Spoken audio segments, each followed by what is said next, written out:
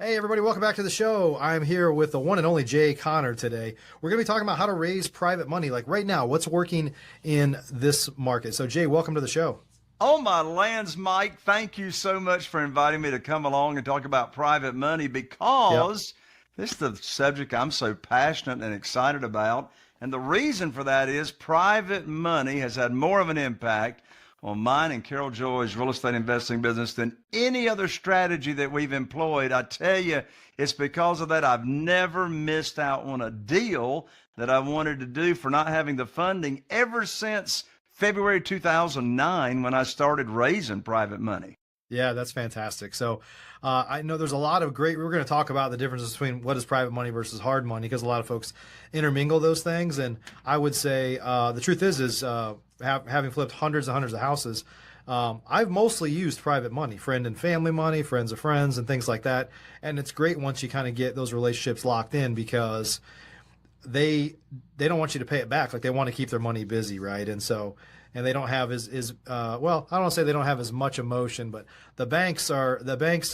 your relationship at the banks might not have all the control, right? If you're working with hard money lenders or even local banks, like they have mandates sometimes that are passed down that they can't really control where things are going. So excited to talk about this. Jay, before we jump into the meat and potatoes here, tell us a little bit about you and your background. Sure. Well, my wife, Carol Joy, and I, we live here in a very, very small town, small market here in eastern North Carolina. It's called Morehead City, Atlantic Beach. We only invest in two counties. And our total target market's only 40,000 people.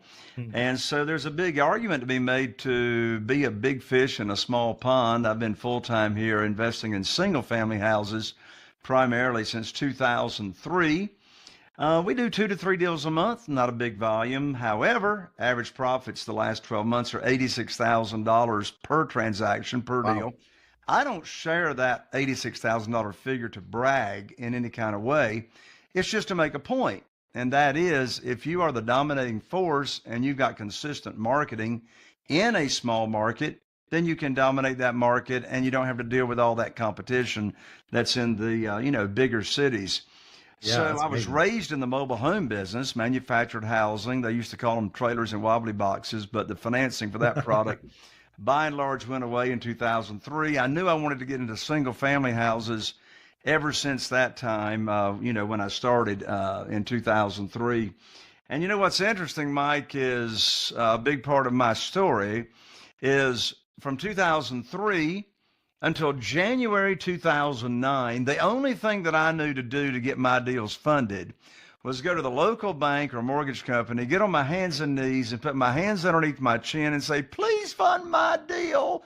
And the bank would make me pull up my skirt and show all my personal assets. And I had to get my credit score pulled and show my financial statement and all that. And Mike, that worked out okay for the first 6 years from 2003 to 2009. But in January 2009, everything changed, Mike. Everything changed in January 2009. I was sitting here at this very desk and I picked up my telephone. Now, we still have handsets and cords in North Carolina. Oh. A lot of people haven't even seen that in a while. But I picked up the phone and I called my banker. His name was Steve. Now, this was January 2009. And I called up Steve. Steve had funded a ton of deals for me for 6 years here in our local market. And I told him about these two houses that we had under contract to buy. And Mike, I learned like that over the telephone that my line of credit had been shut down with no notice. I said, Steve, what in the world are you telling me? That my line of credit is closed. We've got a great relationship. We've been doing business for 6 years. I got a great credit score, never late on payments. Why is my credit line shut down? He said, Jay, don't you know there's a global financial crisis going on right now? I said, no, but you just gave me a financial crisis. I don't have a way to fund my deal since you've cut me off.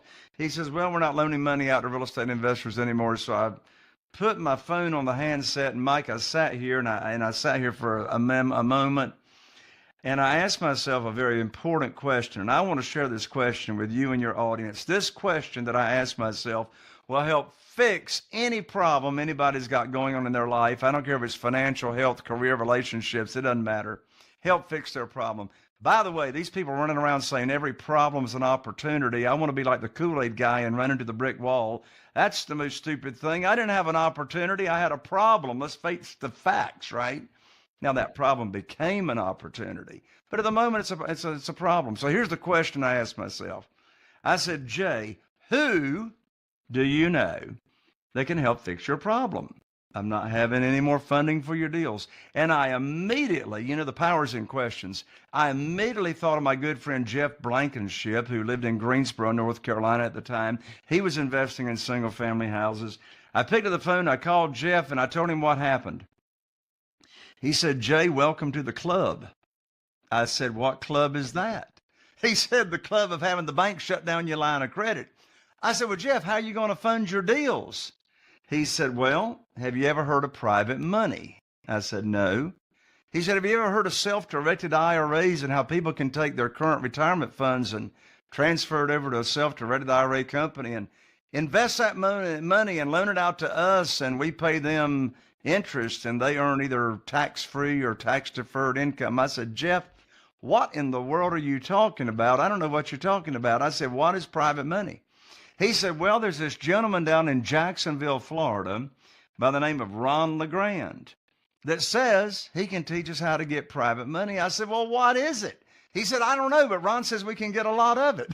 So that's why I went to my first real estate investing seminar after being in this business for 6 years to learn about private money. So I went to Ron LeGrand's seminar, learned about private money. I came back home, Mike, and you know what I did? I put on my teacher hat. And I just went about teaching people. My teacher hat says private money teacher.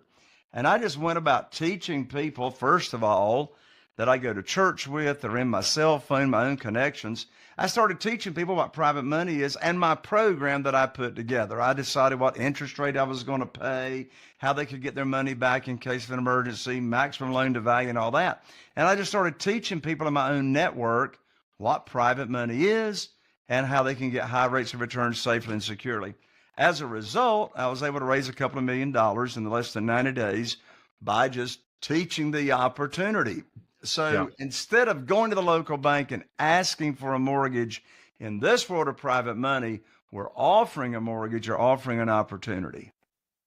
That's great. Yeah. And there's a lot of people, and I think I know what you're going to say here, but there's a lot of people that you probably work with that are not, they don't have business cards. They don't think of themselves as a lender. They're not a lending company. They're just maybe wealthy individuals, or maybe not all that wealthy, but they've got some money to put to work and they're afraid of the stock market, or they want something that's a little more tangible, or they want to put it with somebody that they know, like, and trust, or whatever. Right. So maybe tell us a little more about what is like private money. How does that compare to other, how do you compare it to, hard money or local banks or whatever? Like, what's the definition of private money in your world? Yeah, well, what you just said is a very, very important point. And that is, these are just private lenders are just regular people. These are individuals, human beings that are looking or would love to have a way to get a higher rate of return safely and securely. Maybe they got their money in the local bank in a certificate of deposit.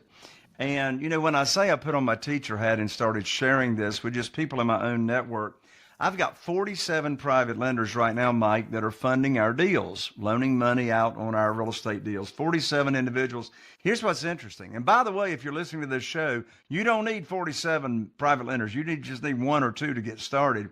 But what's interesting is, Mike, not one of these 47 people ever heard of private money, private lending, self-directed IRAs. None of them heard about it. Yeah. Until I told them about it, right? Yeah. And so what makes private money and hard money so different? And when I say hard money, I'm talking typically institutional money, hard money lenders, hard money brokers, is that when you're borrowing institutional money, whether it's a bank, mortgage company, hard money, whatever, they make the rules. They make the rules. I mean, that's the traditional way of thinking as to how to borrow money. The traditional way of thinking of how to borrow money is whoever's got the money makes the rules. That's the traditional way. But now let's switch that 180 degrees. In my world of private money, guess what? We make the rules. The borrower makes the rules. We set the interest rate. We set the length of the note. We set the frequency of payments, the whole 9 yards, to where, and the reason this works is because if I'm borrowing money from an existing private lender that's already been doing this, then they already know this world. That's a negotiation conversation. But in my world, if as to how I do private money and my community members, the way we do private money, is we lead first with a servant's heart by teaching the opportunity. And then we separate conversations between the opportunity and then having an actual deal to fund. Yeah. So, and I know you can relate with this, Mike. I mean, you've raised millions in private money. If you're talking to a new potential private lender in your own network and you talk about a deal in the initial conversation, you already sound desperate without even trying to sound desperate. And so here's a writer downer. Desperation has got a smell to it, right? Desperation's got a smell to it. The worst time to be raising private money is when you need it for a deal. So, Mike, let me take a moment and share, and then I'll get over to more of those differentiations between private money and hard money. Let me take a moment to share as to how I get my deals funded without ever asking for money and never pitching a deal. So, as I said, we want to separate the conversations between a new potential private lender, people that you already got an association with. You go to Rotary Club with them, you go to church, you play golf, whatever. You teach the opportunity first, the program, with no deal attached to it. And then when you have a deal to fund and they've told you how much money they got to work with, I call them up with what I call the good news phone call. Well, what in the world is the good news phone call? Well, Mike, let's you and me do a quick little role play right here. Let's pretend that, Mike, that you and I have known each other for a while, which of course we have. But, let's say we've known each other for a while and you didn't know anything about private money. Maybe we go to church together or whatever. And I've told you about private money, and I come to find out that you've got $150,000 in a former 401k at a former employer, and you're not happy with what that's doing in the stock market. I've introduced you to the self-directed IRA company that I recommend. You've moved that $150,000 over to the self-directed IRA company I recommended, and I've told you I'll put your money to work for you just as soon as possible. So you moved it over, and now you're waiting for my phone call. So a week or two goes by, and I call you up. Mike, I want to share with you right now the exact script that I say over the phone to get my deal funded without ever asking for money, without pitching a deal. So here's the script. I call you up, you answer the phone, we have a little chit chat, and then I say, Mike, I have got great news for you. I can now put your money to work. I've got a house under contract here in Newport, North Carolina, with an after repaired value of $200,000. Now, the funding required for the deal is $150,000, which matches up to what you've got at your self-directed IRA. Closing is going to be next Tuesday, so I'll need for you to wire your funds to my real estate attorney's trust account by next Monday.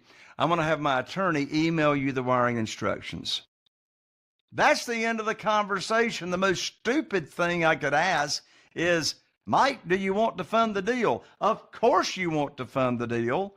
And the reason you want to fund the deal is for 3 reasons. Number 1, you trusted my recommendation.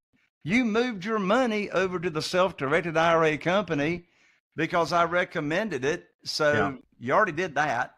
Number 2, I'm not going to bring a deal for you to fund unless it matches the criteria of the program that I already taught you.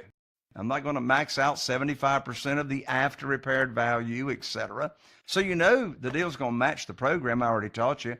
And thirdly, you're ecstatic to fund my deal because you're not making any money until I put your money to work. And so I'm ethically obligated to invest your money. So that's why it's just that natural flow of teaching and then the good news phone call. Back to your question. Sorry, I digressed. No, this is great.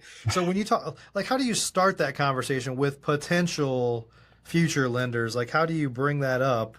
And I guess, you might be a little bit different than some of the students you have or people that are listening to this right now.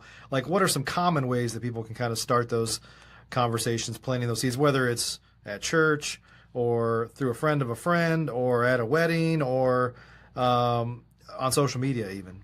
It's funny you bring up the wedding. A few years ago, I was at a wedding, and I was at the reception at a 8-top table, round table, eating mince and cake and drinking punch. And I got to meet this lady whose husband had just retired from being a dentist, and he had a problem having $700,000 that he didn't know what to do with. He became a private lender. Anyway, I love, how do you start conversations? Well, there's the direct method and there's the indirect method. So let me start with a short story of how you start a conversation using what I call the indirect method. My very first $500,000 that I raised after being cut off from the bank, I used the indirect method. I didn't know that's what it was called. I later named it that. But here's what I did. I came home. I had my private lending program put together as to what I was going to offer, the interest rate. By the way, I've been paying 8% ever since February 2009 with no points. Same thing. February 2009, summer 2025. Same thing, 8%, no points. Anyway, so I had my program put together. So indirect method. It was a Wednesday night at 7:30. Carol Joy and I went to Bible study, as we always do, on Barber Road at the Morehead City Church of Christ. And I walked into the foyer. I was looking for a gentleman named Wayne. Now, Wayne and I had known each other for a while. And I walked up to Wayne and I said, Wayne, I'd like to visit with you confidentially for a few minutes after Bible study. You're going to have a few minutes. He said, sure. So we got together, went down to the nursery, shut the door after Bible study there in the church building. And here's exactly what I said to Wayne using the indirect method. I said, Wayne, you know everybody in this town. And he did. He was the original Zenith television dealer in Morehead City, North Carolina. Now, for those of you that are listening and you never heard of the Zenith television dealer, that means that you are too young to remember life before Walmart came to town. Anyway, so Wayne, he had sold televisions to everybody in town. He'd put them in the hospital. And actually, with the Zenith television dealer, you bought your TV from him. He'd finance your TV. He'd repair your TV. Anyway, Wayne knew everybody. So back to my script. I said, Wayne, you know everybody in this town. I said, you're all connected with the Rotary Club. You know everybody. I said, Wayne, I need your help. Right there's the writer-downer. That's the indirect method. I said, Wayne, I need your help. I said, you see, I've now opened up my real estate investing business by referral only to people that I know and trust. And here's how I need your help. When you run across somebody that's complaining about low interest rates in the local bank and certificate or deposit or the volatility of the stock market, would you refer them to me, because I'm now paying insane high rates of return in my private lending program to my investors? If you would refer them to me, that'd be great. What do you think Wayne said? Wayne said, well, now, Brother Jay, what you got going on there? I said, well, Wayne, are you saying that you might be interested? He said, well, I might be interested. I said, well, why is that? He said, well, we're not earning much money in the local bank and we're losing money in the stock market. He said, what kind of rate of return are you paying? I said, well, that sort of depends on the deal. I said, what sounds high to you? He says, well, we're earning 3% in the local bank, and that's what it was in a CD in 2009. It's already back to that now. He says, we're losing money in the stock market. He says, I don't know, maybe 5 or 6%. I said, Wayne, I can't pay you 5 or 6%.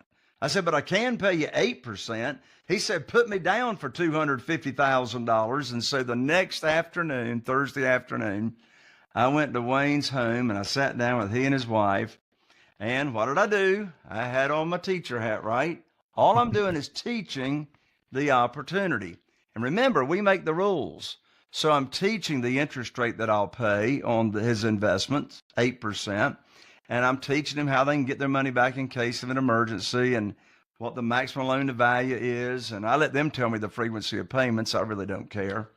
And so after 2 cups of coffee on Thursday afternoon, that $250,000 became $500,000 at the end of that conversation. Remember the magic, no deal attached to it. We're just talking about the program. And then, of course, A week goes by, and I give Wayne and his wife the call with the good news phone call, and here we go to putting their money to work. So the indirect method is just asking people to spread the word as to the opportunity that you have. And by the way, Wayne did refer, I don't know how many new potential private lenders to us that still fund our deals today. That's the indirect method. How do you start conversations with the direct method? Well, I call that the magic question. And the magic question is, quote unquote, do you have investment capital or retirement funds not giving you a high rate of return safely and securely? Now, obviously, you're not going to start out a conversation with the magic question, right? You're just going to be in a conversation. I love bringing up the topic with by the way lead-ins. By the way. So here's a lead-in to bringing up the topic. Let's say, Mike, you and I are having coffee or we're having breakfast or whatever. We're at the ice cream church social, whatever. So we're hanging out and we're visiting, and I say, Mike, by the way, did you know there's a way people can earn unlimited money per year tax-free? They're not going to know the answer to that question. Of course, what I'm leading up to is how people can have a Roth IRA and a self-directed IRA account. That's all after-tax money, and whatever money they earn off of that money is tax-free. So, of course, they don't know the answer to that question. By the way, Mike, did you know there's a way people can earn unlimited money per year tax-free? Of course, they're going to say no. You're going to say, no, I never heard of that. Then my follow-up question to that is, well, have you ever heard of self-directed IRA companies? And, of course, they've never heard of that either. So now we have a conversation about self-directed IRA companies and what they are, which now leads into private money. And then, well, do you have investment capital or retirement funds not giving you a high rate of return? So you see, I start out educating, right? That's the whole secret. I start out conversations educating people as to what this is, coming and leading from a servant's heart and not from a vantage point of need or want. I'm leading with value. Lead with value as to how you can serve them. What's interesting that a lot of folks, if they step back and think about it, a lot of real estate investors, if you step back and think about it, is you're dealing with, I guess I'll say like smart people, but unsophisticated money. Like they don't have overhead. They don't have a lending department. They don't have all the stuff that you think of with a traditional lender. They don't think of points. They don't think of, they're comparing it to their next best alternative, which is a CD or the stock market or something more traditional, right? And so, and I think also a lot of these folks, you probably would agree with this, correct me if I'm wrong, a lot of them have an interest in being a real estate investor, and you're saying, well, here's a way to get involved without having to do any of the hard work. You're just the banker, which everybody wants to be the banker. Anyway, am I right? They love the passive part of it. They don't have to find deals. They don't have to negotiate deals. They don't have to oversee rehab projects.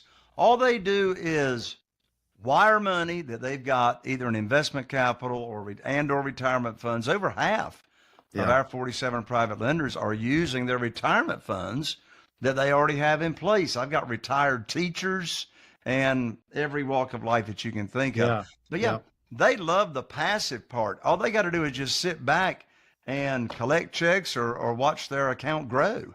Yep. And Jay, I think for a lot of folks, I'm curious what your thoughts are on this. For a lot of folks that start raising private money, you go from you don't know what to do to it's real quick to get to I have more than I need, right? Because the word spreads, or same way you're asking here. So what do you do to keep folks' money busy? I know some people become a hard money lender too, and they sublend it out, and they do some different things to keep it busy, or you got to ramp up your business to keep it busy. But what are some things you can do to keep you kind of have some level of obligation now that somebody's pledged some money towards you, and you got to keep it busy. So what are some tips and tricks for that? Yeah, well, that's a great question, because for years with me, it was a juggling act. It was a juggling act. I got too much money. I'm looking for deals to put the money to work. And that's primarily been the problem. It's been a long time since I had deals and no money. And the same thing for my community. So what I developed is what's called your freedom number exercise. And the freedom number exercise takes about 15 minutes to go through. And the freedom number exercise actually drills down and calculates exactly how much private money that you need at your disposal, and that's based on your business. Right. That's based on, what's the average after repaired value, median price in your area, and how many deals are you doing a year, or do you realistically anticipate to do a year? That's going to tell you exactly how much private money you need. Sure. I have the problem today. It's a good problem. I've got about $1.2 million, what I call sitting on the shelf. So these are private lenders' money, principal investment amount that I've paid off. They're waiting for me to put the money back to work. And so, stop talking about it when you've got too much, because they're, they're going to keep referring it to you anyway. I mean, it's been years since I even brought up the topic to anybody in conversation. I mean, I could provide that money for my mastermind community members, but I want them to raise their own. I don't want to match up money with people that need money. I did that. That did not go so well years ago. Yeah. People should be raising their own private money. And of course, that's what I teach at Real Estate Investors, what to do, how to raise your own very quickly without ever having to chase, beg, persuade or sell or talk anybody into anything. I mean, very quickly, you got a bunch of people chasing you instead of you chasing them. Yeah. And Jay, a lot of folks don't know, but a lot of times this money's right under their nose, right? Like, where do the average real estate investor, where do they go to find these people? Because it's not some far off land, right? No. There's three categories of where private lenders are or exist. Private lenders are, first of all, in your own warm market, your own connections, and they don't even know what private money is. They don't even know what a self-directed IRA is, until you teach them about it. So that's your own warm market, your own connections. Then, you're going to, if you really want to scale your business, you're going to run out of your own connections, your current connections. And of course, we all know there's a direct correlation between your network and your net worth, obviously. By the way, if you are a seasoned real estate investor, you need to be an investor fuel anyway and connect with all those other like-minded people that are investing in real estate. My most valuable assets are my fellow mastermind members.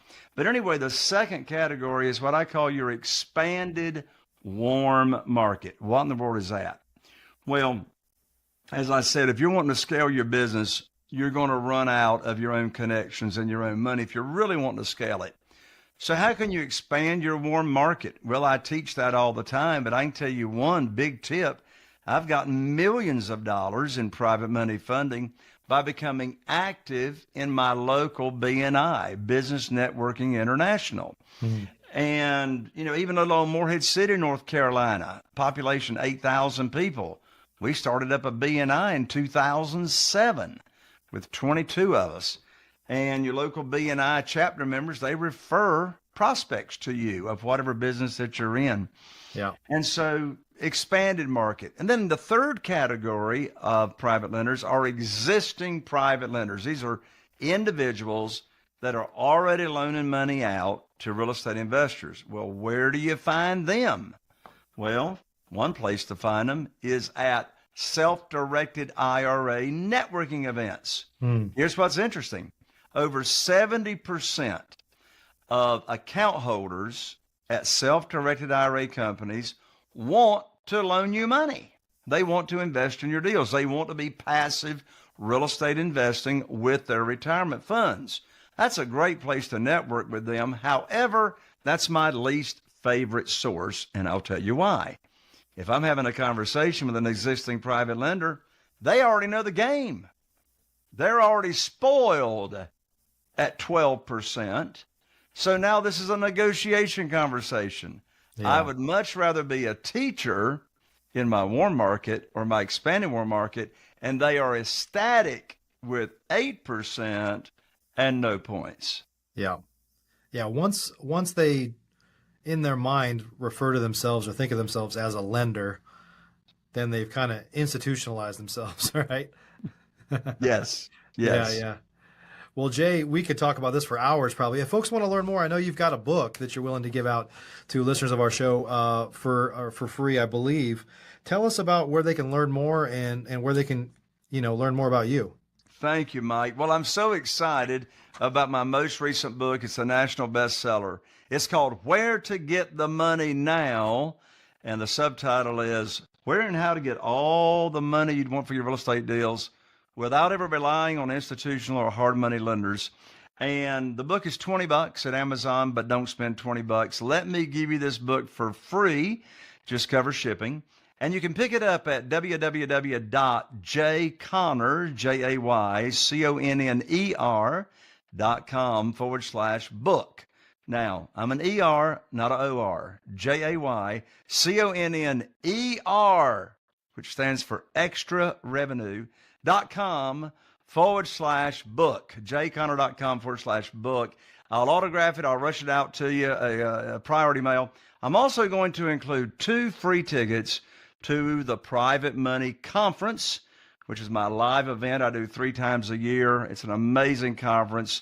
I bring private money lenders to the event for you to network with, and it's a great event. I do it 3 times a year. 2 free tickets included with the book, jayconner.com/book. In addition to that, if you've enjoyed this show, and I know you have because Mike is an amazing host, if you've enjoyed this show and you want to learn more about private money in addition to the book, come check out my podcast. I'm in my 8th year of podcasting, 700 and some episodes. The name of the podcast is Raising Private Money with Jay Conner. And I'm always interviewing other people that have raised private money and how they go about raising private money for their real estate deals.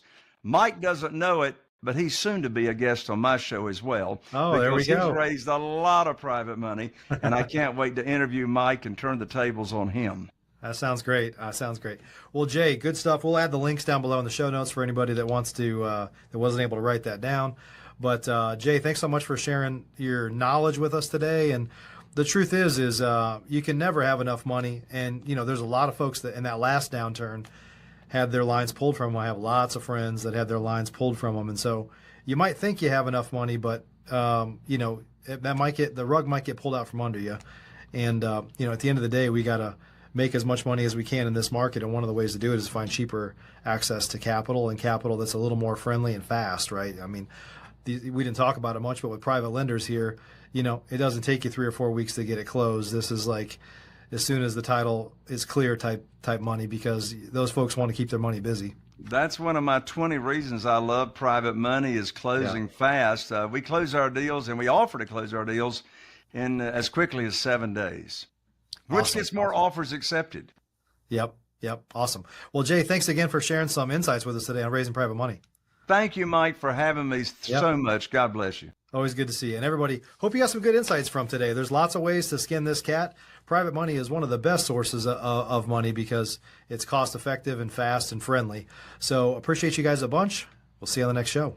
Thanks for joining us for today's show. You can learn more about the amazing benefits of the Investor Fuel Mastermind community, including surrounding yourself with hundreds of other rock stars, 100% financing on your deals, and members-only discounts from vendors you're likely already using that, as a member of Investor Fuel, will save you more than the cost of your membership. Visit investorfuel.com to learn more. You can also check out the show's notes for access to free resources, how to get access to world-class lead generation, and even how to work with me directly one-on-one. Don't forget to subscribe so you never miss another episode. See you on the next show. Are you feeling inspired by the knowledge you gained in this episode? Then head over to jayconner.com/moneyguide. That's jayconner.com/moneyguide and download your free guide that shares 7 reasons why private money will skyrocket your real estate investing business right now. Again, that's jayconner.com/moneyguide to get your free guide. We'll see you next time on Raising Private Money with